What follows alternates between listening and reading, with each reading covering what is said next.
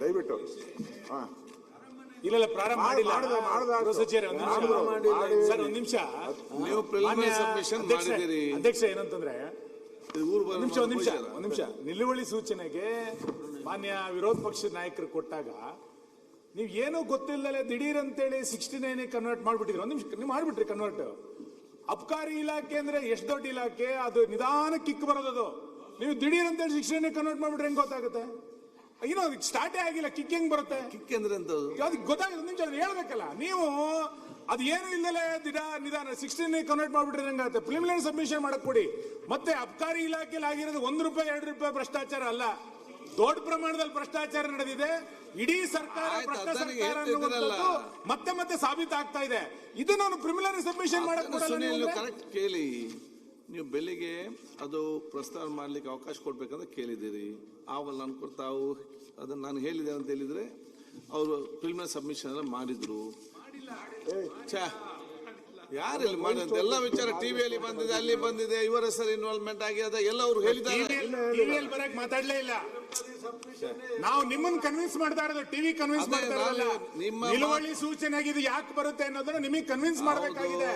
ಅದಕ್ಕೆ ನಾವು ಪ್ರಯತ್ನ ಮಾಡ್ತಾ ಇದೀವಿ. ನಿಮ್ಮ ಕನ್ವಿನ್ಸ್ ಎಷ್ಟು ಶಾರ್ಪ್ ಇತ್ತು ಅಂತ ಹೇಳಿದ್ರೆ 5 ನಿಮಿಷ ನನಗೆ ಗೊತ್ತಾಯ್ತು. ಅದಕ್ಕೆ ನಾನು ಹೇಳಿದೆ, ನಿಮ್ಗೆ ಒಂದ ನಿರ್ಣಯದಲ್ಲಿ ಅದನ್ನ ಚರ್ಚೆ ಮಾಡಬಹುದು, ಅಥವಾ ನಿಮ್ಗೆ ಚರ್ಚೆ ಮಾಡ್ಬೇಕಾ ಅಂತ ಇದ್ದಿದ್ರೆ ಅದಾದ ನಂತರ 16 ಕನ್ವರ್ಟ್ ಮಾಡಿ ನಾನು ಕೊಡ್ತೇನೆ ಸೋಮವಾರದ ನಂತರ ಅಂತ ಹೇಳಿ. ಅಧ್ಯಕ್ಷರೇ, ನೀವು ಬೇಕಾದ್ರೆ ತೆಗೆಸ್ ನೋಡಿ.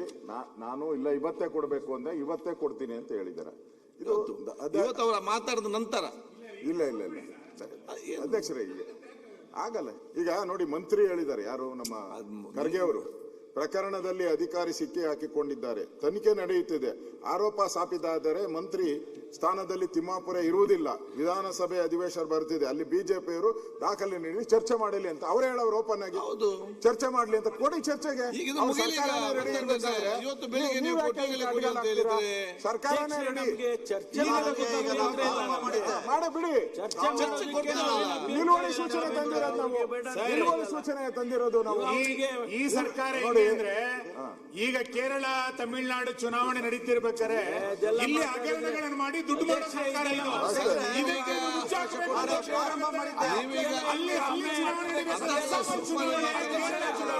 ಅಧ್ಯಕ್ಷರ, this is not the way. Sir, this is not the way.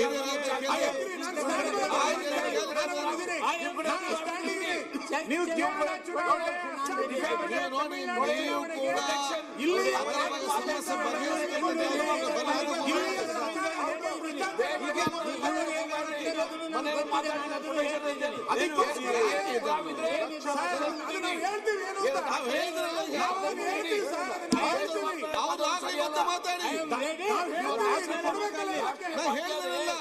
ಇಲ್ಲಿ ಈಗ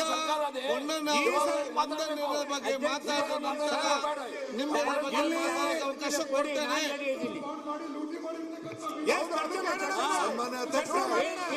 ಬಿಜೆಪಿ ಪಕ್ಷಕ್ಕೆ 10 ಜನ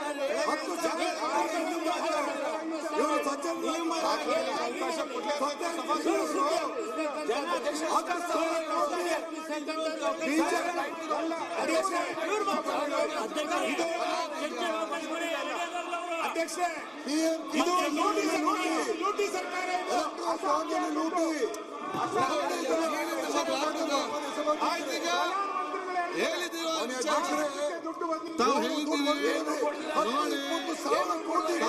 ಹೇಳಿದ್ದೀರಿ ಕೊಂಡನವರು ಒಂದೇ ನಿರ್ಣಯ ಆಗಲಿ, ತದನಂತರ ನೀವು ಮಾತಾಡಿ ಅಂತ ಹೇಳಿದೆ. ನಾನು ಚರ್ಚೆಗೆ ತಗೊಳ್ಳುವಂತ ಹೇಳಿದ್ದೇನೆ.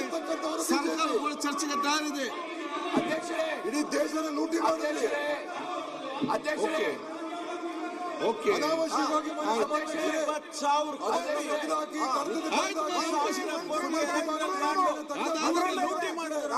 ತಕ್ಷಣ ಕೊಡ್ತೇವೆ. ಹೇಳಿಕೆಯನ್ನು ಅಸ್ಸಾಂಗೆ ದುಡ್ಡು ಕೊಡ್ತಾ ಇರೋದು ನಿಜ, ಕೇರಳಗೆ ದುಡ್ಡು ಕೊಡ್ತಾ ಇರೋದು ನಿಜ, ತಮಿಳುನಾಡಿಗೆ ಎಲ್ಲ ನಿಜ, 100%. ಮಾತಾಡಿ, ಈಗ ಸರ್ಕಾರಕ್ಕೆ ಧೈರ್ಯ ಇದ್ರೆ ಉತ್ತರ ಕೊಡ್ಲಿ. ಇದು ನಿಲುವಳಿ ಸೂಚನೆ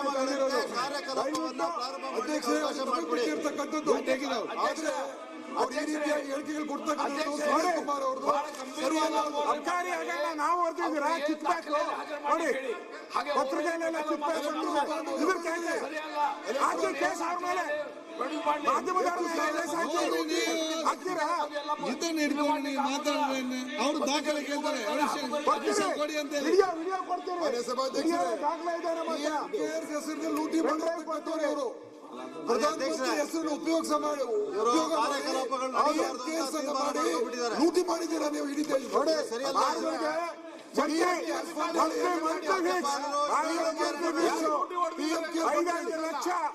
5 ಲಕ್ಷ ಲೆಕ್ಕ ಹಾಕೊಳ್ಳಿ. ವಿರೋಧ ಪಕ್ಷ ನಾಯಕರು 5 ಲಕ್ಷ 1,000 ಇದೆ ಲೆಕ್ಕ ಹಾಕೊಳ್ಳಿ.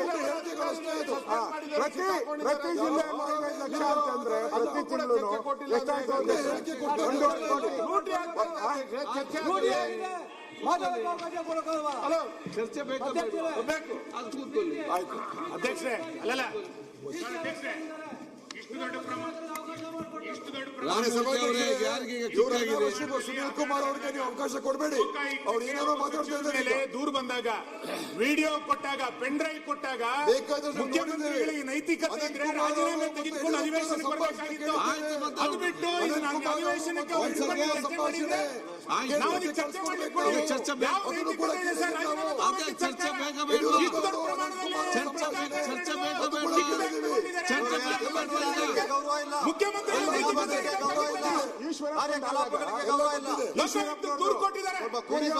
ಈಶ್ವರಪ್ಪಂದು ರಾಜೀನಾಮೆ ಕೊಡ್ತಾರಲ್ಲ ಇವರು. ಇವಾಗ ರಾಜೀನಾಮೆ ಯಾಕೆ ಕೊಡಕ್ಕೆ ಹಿಂದೇಟ್ ಆಗ್ತಾವ್ರೆ?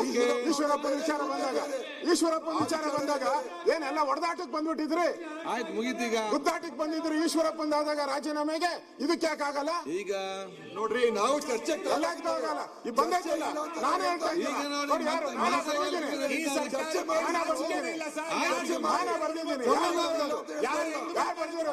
ಅಧ್ಯಕ್ಷರೇ ನೋಡಿ, ಬೆಂಗಳೂರಲ್ಲಿ ಒಂದು ವಿಭಾಗದಲ್ಲಿ 18,000 to 20,000 ಫಿಕ್ಸು, ಮೈಸೂರಲ್ಲಿ 12,000 to 15,000, ಗುಲ್ಬರ್ಗಿಯಲ್ಲಿ 10,000 to 12,000, ಮಂಗಳೂರಲ್ಲಿ 10,000, ಕಬ್ಬು ಪಬ್ರಲ್ಲಿ 2 ಲಕ್ಷ. ಇದೆಲ್ಲ ಬಂದಿರೋದು ಪತ್ರಿಕೆಯಲ್ಲಿ ಬಂದಿರೋದು. ಪತ್ರಿಕೆ ನೋಡು, ನಾನಾ ಬರ್ದಿದ್ದೀನಿ. ನೋಡಿ, ನಾನು ಬರ್ದಿದ್ದೀನಿ. ಹಾಕಿ ಕೇಸು, ಮಂತ್ರಿಗಳೇ, ಯಾರು ಬರ್ದಿದ್ದಾರೆ? ಹಾಕಿ ಮೇಲೆ ಮಂತ್ರಿ ಅನುಮತಿ ಪಡ್ಕೊಂಡು ಮಂತ್ರಿ ಅವರು ಈಗ ಪ್ರತಿಪಕ್ಷ ನಾಯಕರೇ ನೋಡಿ, ಅಲ್ಲ ನೀವು ದಾಖಲೆ ಕೇಳಿದ್ರೆ ನೋಡಿ, ಪೆನ್ ಡ್ರೈವ್ ಇದೆ. ಆಯ್ತು, ಒಂದ್ ಸೆಕೆಂಡ್ ದಾಖಲೆ ಕೇಳಿದ್ರೆ ತಂದಿದ್ದೀನಿ.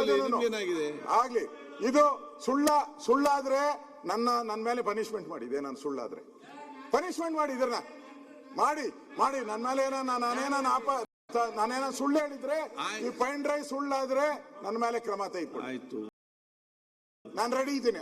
ರೆಡಿ. ಓಕೆ, ಈಗ ತಗೊಳ್ಳಿ, ಆರಾಮ್ಸೆ ಯಾವ ಲೋಕಾಯುಕ್ತ ಕೋರ್ಟಲ್ಲಿ ಕೇಸ್ ಆಗಿದೆ. ಅಧ್ಯಕ್ಷರೇ, ನಾವು ಸುಮ್ಮನೆ ಸಂತೆಯಲ್ಲಿ ಭಾಷಣ ಮಾಡಿಲ್ಲ. ನಾವು ಲೋಕಾಯುಕ್ತದಲ್ಲಿ ವಿತ್ ಅಫಿಡವಿಟ್ ವಿತ್ ಡಾಕ್ಯುಮೆಂಟ್ ಲೋಕಾಯುಕ್ತದಲ್ಲಿ ಕಂಪ್ಲೇಂಟ್ ಆಗಿದೆ. ಇದಕ್ಕಿಂತ ಅಲ್ಲ, ಈಶ್ವರಪ್ಪಂದಾದಾಗ ನೀವೇನ್ ಮಾಡಿದ್ರಿ? ನೀವು ಮತ್ತೆ ನೋಡ್ತೇನೆ ಏನಾಗಿದೆ. ನೀವೇ ಇದ್ರಲ್ಲ, ನೀವೇ ಬಂದ್ ಧರಣಿ ಮಾಡಿದ್ರಿ, ನೀವೇ ಅಪೋಸಿಷನ್ ಇದ್ರಿ, ನೀವೇ ಬಂದ್ರಿ, ಉಪನಾಯಕರು ಕೂಗಾಡಿದ್ರಿ, ಹಾರಾಟ ಮಾಡಿದ್ರಿ. ಪಾಪ ಈಶ್ವರಪ್ಪ ತಪ್ಪು ಮಾಡದೆ ರಾಜೀನಾಮೆ ಕೊಟ್ರು. ಏನಾಯ್ತು ಕೋರ್ಟಲ್ಲಿ ಅದು ಕೇಸು? ಅದೆಲ್ಲ ಕೂಡ ಚರ್ಚೆ ಮಾಡುವ. ಈಗ ಚರ್ಚೆ ಮಾಡಬೇಕಾ ಬೇಡವಾ? ಈಗಲೇ ಮಾಡಬೇಕು. ಈಗಲೇ ಮಾಡಬೇಕು. ಮಂತ್ರಿ ಒಂದು ಖಾಲಿ ಮಾಡಿಸ್ತೀರಿ, ಒಂದು ಮಂತ್ರಿ ಖಾಲಿ ಮಾಡಿಸ್ತೀರಿ. ನೀವು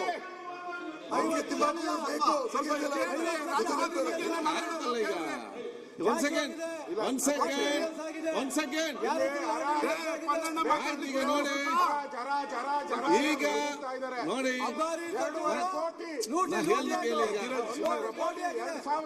ಆಯ್ತು. ದಯವಿಟ್ಟು ಒಂದ್ ಸೆಕೆಂಡ್ ಸತೀಶ್, ಅದನ್ನ ಹೇಳ್ತೀನಿ. ಮಂತ್ರಿ ಹೇಳಿದ್ದಾರೆ ಯಾರೋ ನಮ್ಮವರೇ ಮಾಡಿಸ್ತಾ ಇದ್ದಾರೆ ಅಂತ. ಯಾರು ಹೇಳಿ? ಅದನ್ನು ಆಯ್ತು, ಇದರಿಂದ ಪಿತೂರಿ ಇದೆ ಅಂತ. ಆಯ್ತು, ತಾವು ಹೇಳಿದಿರಲ್ಲ. ಈಗ ಯಾರು ಇದ್ದಾರೆ ಹೇಳಿ? ಅವ್ರ ಮಂತ್ರಿತನ ಖಾಲಿ ಆದ್ರೆ ಯಾರು ಬೆನಿಫಿಟ್? ನಮ್ಗೇನ್ ಬೆನಿಫಿಟ್ ಅಲ್ಲ, ನಮ್ಗೇನ್ ಬೆನಿಫಿಟ್ ಅಲ್ಲ. ಮಾತನ್ನ ಮಾಡ್ತೀರಿ ಲೋಟೆ ಲೋಟೆ. ಈಗ ಒಂದ್ ಸೆಕೆಂಡ್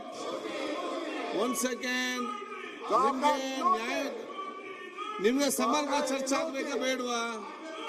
ಇವಾಗೇ ಆಗ್ಬೇಕು. ಚರ್ಚೆ ಆಗ್ಬೇಕಾ ಬೇಡವಾ? ಇವಾಗೇ ಬೇಕು, ಆಯ್ತು ಇವಾಗೇ ಬೇಕು. ಆಯ್ತು, ಹೊರಗೆ ಹೋಗಿ ಮಾತಾಡಿ. ಆಯ್ತು, ಯಾಕೆ ಹೇಳಿದ್ ಮಾಡ್ತೀರಿ ನೀವು? ಈಗ ಪ್ರತಿಪಕ್ಷ ನಾಯಕರು ಇನ್ನಿತ ಮುಖಂಡರಿಗೆಲ್ಲ ತಾವೆಲ್ಲ ವಿಷಯ ನೋಡಿ ವಿಷಯ ತಾವೆಲ್ಲ ಪ್ರಸ್ತಾವನೆ ಮಾಡಿದ್ದೀರಿ. ಅದರಲ್ಲಿ ನೀವು ಕೂಡ ನಮ್ಗೆ ಬಹಳಷ್ಟು ಮಾಹಿತಿ ಇದೆ, ಈ ರೀತಿ ಆಗಿದೆ, ಇದರ ಬಗ್ಗೆ ಸೂಕ್ತ ತನಿಖೆ ಆಗಬೇಕು ಮತ್ತೆ ಆಕ್ಷನ್ ಆಗಬೇಕು.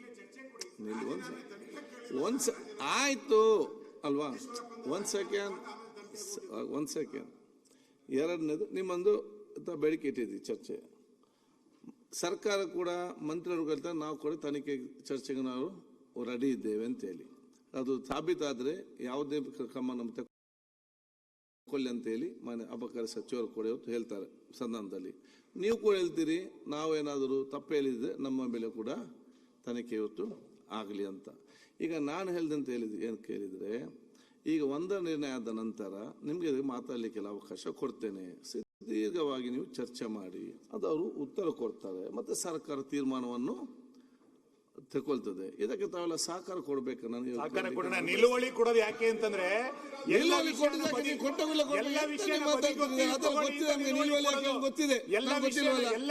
ಬದಿ ಗೊತ್ತಿದೆ ತಗೊಳ್ಳಿ ಅಂತ ನೋಡಿ. ನೀವು ಚರ್ಚೆ ಯಾವಾಗ್ಲೂ ಕೊಟ್ರೆ ಲೂಟಿ ಈಗ ಯಾವುದಲ್ಲಿ ಕೂಡ ಚರ್ಚೆ ಮಾಡಬಹುದು.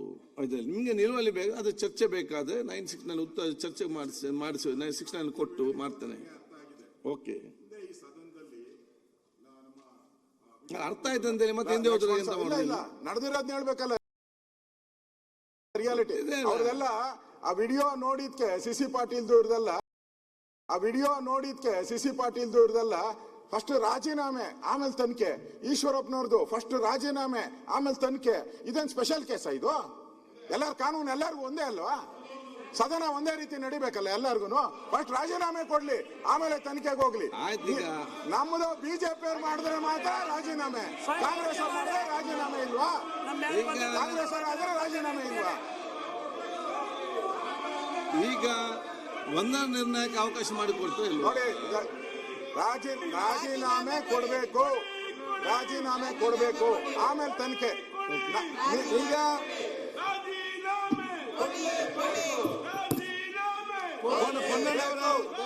ಎಲ್ಲ ಸದಸ್ಯರೇ ಮೈಕ್ ಹಾಕೊಳ್ಳಿ, ನೀವು ಸ್ಟಾರ್ಟ್ ಮಾಡಿ. ಮೈಕ್ ಆಗಿ ಅಲ್ಲ ನಿರ್ಣಯದ ಮೇಲೆ ಮಾತಾಡಲಿಕ್ಕೆ ಅವಕಾಶವನ್ನು ಕೊಟ್ಟಿದ್ದಕ್ಕೆ ತಮಗೆ ಧನ್ಯವಾದಗಳು. ಭ್ರಷ್ಟ ಕಾಂಗ್ರೆಸ್ ಸರ್ಕಾರ ಇವತ್ತು ಅಭಿವೃದ್ಧಿಯ ಹಾದಿಯಲ್ಲಿ ಹೊರಟಿದೆ. ಅಬ್ಕಾರಿಯಲ್ಲಿ ಎಲ್ಲ ರೀತಿಯ ವರ್ಗಾವಣೆ ದಂಧೆಗಿಲ್ಲ ಬ್ರೇಕು ನಾವು ಕಾಣ್ತಾ ಇದ್ದೇವೆ. ಅದು ಸಾಮಾಜಿಕ ನ್ಯಾಯದ ಪರ ಸರ್ಕಾರ ಮಾಡಿರುವಂತಹ ಹಲವಾರು ನೀತಿಗಳಿರ್ಬೋದು, ಕಾರ್ಯಕ್ರಮಗಳಿರ್ಬೋದು, ಆರ್ಥಿಕವಾದಂತಹ ಶಿಸ್ತನ್ನ ಕಾಪಾಡ್ತಾ ಇರುವಂತದ್ದಿರ್ಬೋದು,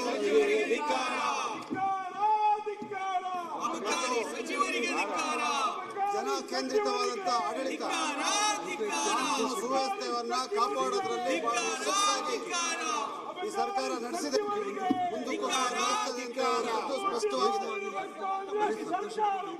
ಈಗ ರಾಜ್ಯ ಸರ್ಕಾರದ ರಾಜ್ಯಪಾಲರು ಓದಬೇಕಾಗಿರುವಂತಹ ಭಾಷಣ ಎಲ್ಲವನ್ನೂ ಸ್ಪಷ್ಟವಾಗಿ ಯಡಿಯೂರಪ್ಪನದು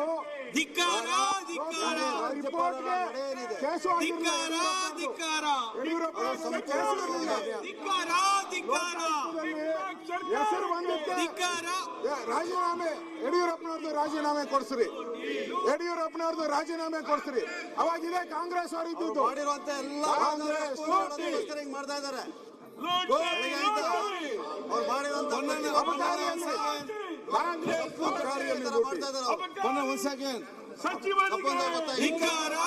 ಈಗ ಸದನವನ್ನು 15 ನಿಮಿಷ ಮುಂದೂಡಿದ್ದೇನೆ.